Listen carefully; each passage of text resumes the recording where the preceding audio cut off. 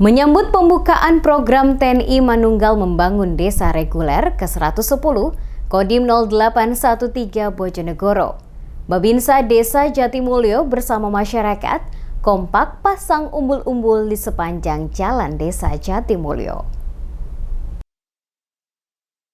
Dalam rangka menyambut pembukaan program TNI Manunggal Membangun Desa Reguler ke-110, Kodim 0813 Bojonegoro, Babinsa Desa Jatimulyo bersama masyarakat gotong royong pasang umbul-umbul di Desa Jatimulyo. Sebanyak 60 umbul-umbul akan meriahkan sepanjang jalan Desa Jatimulyo.